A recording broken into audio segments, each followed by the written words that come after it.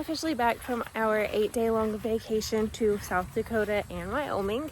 And let me just say that you have no idea how much you do in a garden each week until you are gone for a week. The amount of weeds, the grass that is grown. I don't have anybody who takes care of my garden when I go on vacation. I came back to okra. This is the Louisiana long pod. I don't know, it almost looks like I know this was sold to me as Louisiana long pod, but it almost looks like cow horn.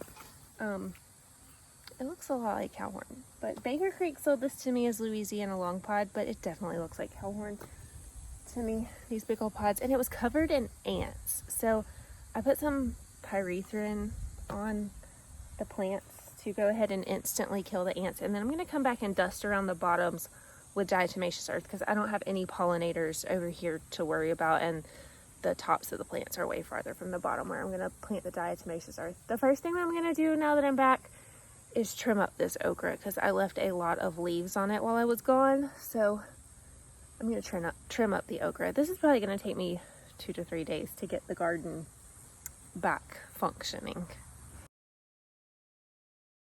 I definitely could have left those long pods that were on the okra plants too for my seeds for next year, but that would have signaled to the plant to quit producing new pods for us to eat, and it would have said, oh, it's time to make seeds, and so we wouldn't be getting any more of these new little pods that we want to eat. So you don't want to leave those huge pods on to get your seeds until the very end of your growing season.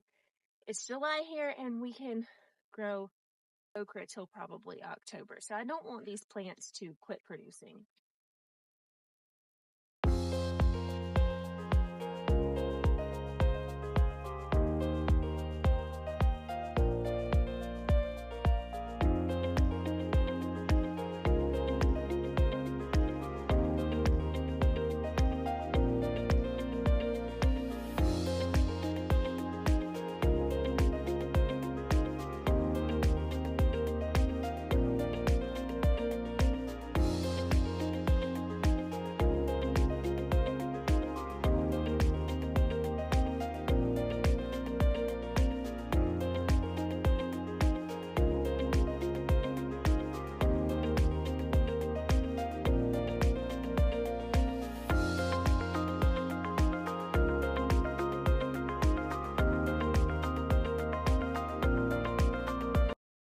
So now that I have trimmed up all the okra, I'm just going to take the diatomaceous earth like I talked about earlier. I've already treated the top of these with some pyrethrin to kill the ants instantly. And I'm just going to sprinkle DE around the bottom, hopefully to prevent them some more. They're like crawling up the stalks and then actually attacking the fruit and the blooms on these okra plants. Not sure why they decided to target the okra.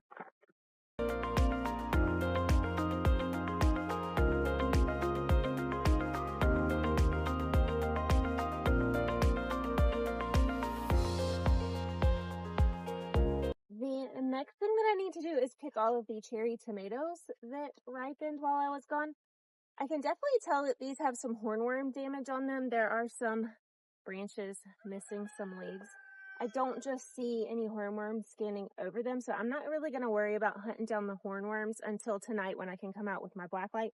So basically what I'm going to do right now is pick all of the cherry tomatoes that are ready.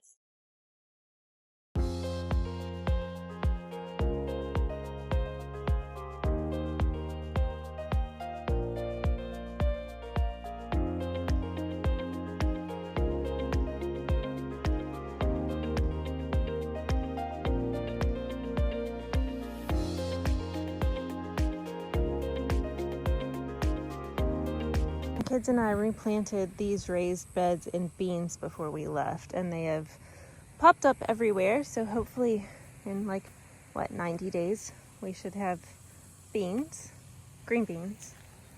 So a couple of pumpkins that have popped up, and of course some weeds and grass. So we're just gonna pull that. 2 giant Mexican sunflowers, and while I was gone that one must have got top heavy and snapped. It has a bunch that are drying out though, so I'm just going to kind of leave it because I'll collect seeds off of it for next year. These 3 beds that hold my peppers look really wilty. It rained while we were gone. I guess just not enough, maybe because I wasn't here. No attention, no idea why. So hopefully in the next few days, these come back to life. I decided to go inside because it was so hot and humid here in Florida. And now I am acclimated to South Dakota, Wyoming weather. And come back out when the sun was going down and hopefully the humidity and the heat slacked off. So now I am just going around and pruning up all the flowers and things that kind of got out of whack. And as soon as the sun goes down, I'm going to check for the hornworms. I'm just waiting for it to get completely dark so that the black light will work.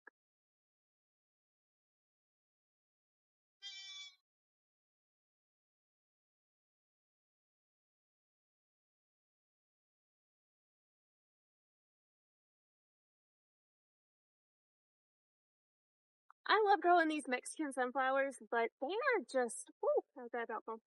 I love growing these Mexican sunflowers, but they are just insanely fragile. Any little bit of wind that blows, even bracing them up as much as I can, the limbs break off or they snap and fall over. So I'm just going to go ahead and take this one out because it looks like every single limb on it broke off while I was gone.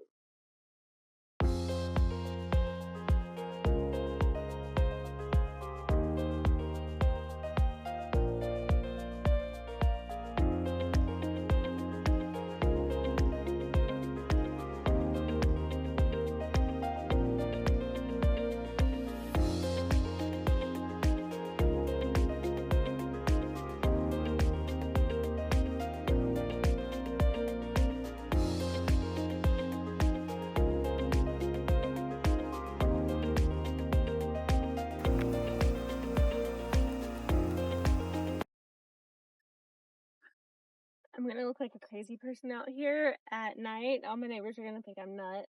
I don't have very many close neighbors though, so it doesn't matter.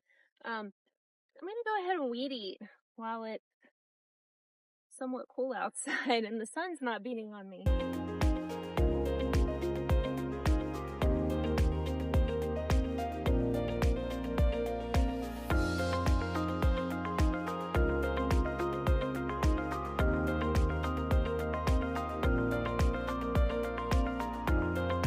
And my final thing for tonight is looking for hornworms with the black light.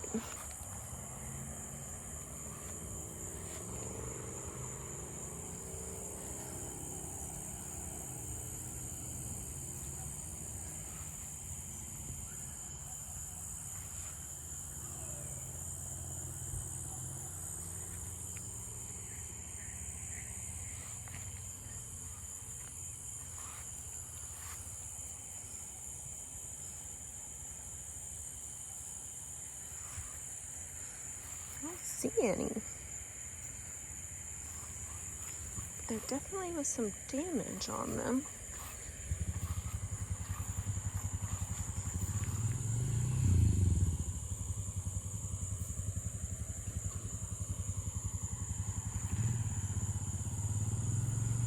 Oh, there's one. I'm just gonna pick it off. This always creeps me out. Ugh. And then some shit. I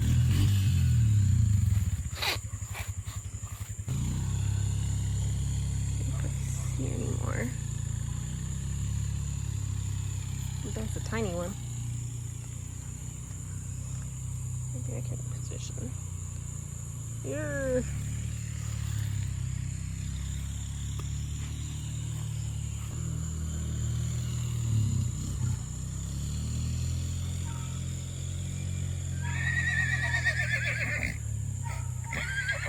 I don't think that I see anymore.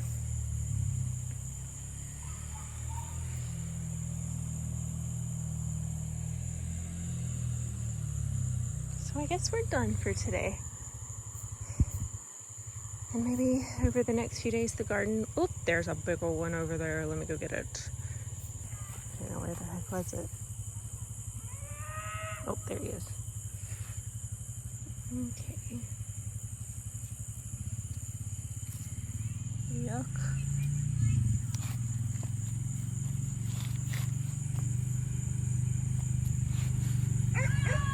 dinosaur for the night. I almost forgot to lock up my chickens. This happens on a regular basis, and I should probably get one of those electric doors.